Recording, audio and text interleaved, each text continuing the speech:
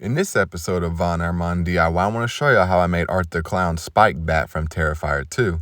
These are materials I used, and so we're just going to be making this crazy insane weapon from Terrifier 2. My little brother asked me to make him this for Halloween, didn't get it done in time, but I'm still going to make a video. So we're going to start with the handle. All you guys simply do, just wrap a thick enough piece with craft foam. Just roll it until it's good enough to you, it's thick enough for you. And that's how you just get a simple handle, simply put. For the top cube, this little shape at the top of the, I don't know what this is supposed to be made of. It's like a table leg, chair leg, and look like an end of stairs. Well, don't matter. Basically, to get that top cube, what I'm gonna do is I'm gonna take a bunch of craft foam squares, put them on top like a cheese thing there, and then I'm just gonna tape that to the top of the handle. Then we're gonna take 4 of those shapes there that I drew, and just put it on the outside of those. The multiple squares and the handle. Once you put them together, you put those 4 shapes around it on all 4 sides. Then leave the top sticking out a bit, just so it won't be just a flat edge. Then you just put another cube on it. It'll be a bit kind of a rounded top, make it look a little nicer.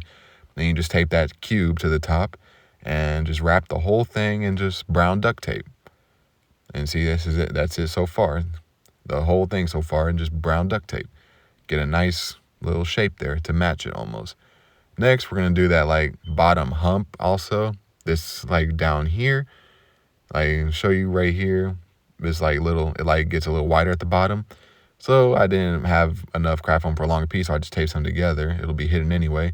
And we're gonna take a long rectangle, tape it down on one side, a bit above the bottom, right there, as you can see. And then you're just gonna wrap it the other side around the same way, like this. And then what I'm going to do is I'm actually going to fold the sides down like this, fold them together, and then just push it down as best you can as you try to hold them together. Just push it down as best you can. And then just try to have a piece of tape on your hand, at least in the other hand, or have a piece of tape ready so you can tape it down quickly enough, and then you can just both sides like that. And that definitely creates that little bottom hump shape. For the spikes, you can use whatever you can find. I'm going to use these spikes from a Jeepers Creepers weapon I made before. I don't need it anymore, so I'm just going to take these bone spikes, and what I'm going to do is I'm just going to wrap them in silver duct tape to make it look like a sharp blade kind of item, and leave a little bottom there, because then you can cut those open and have it like this, to where you can just simply attach it around the bat. You cut those little excess tapes at the bottom open, tape it on the bat. And then you just cover that in brown duct tape. It'll hold it in place better too. That's how it works. And then I just wrapped it all again in brown duct tape, And that's basically this bat so far. I could just leave it like that with the spikes, but I wasn't happy enough with it. Could use a bit more detail. So what I'm gonna do for some extra is I just bought these silver forks, silver plastic forks at Hobby Lobby. They can easily break, snap, whatever.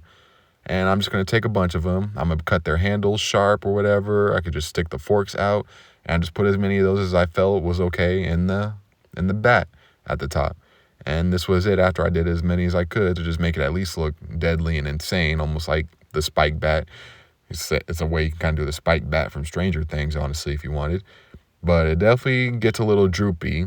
So for stiffness, I just got a wooden rod from Walmart. I just cut it a little shorter and just put that in the bat, and that helped it be a little less stiff and bendy. And the bat was done, so I'll reveal it to you when the video comes. Shouldn't be too long. But thanks for watching my video on how to make a spike bat.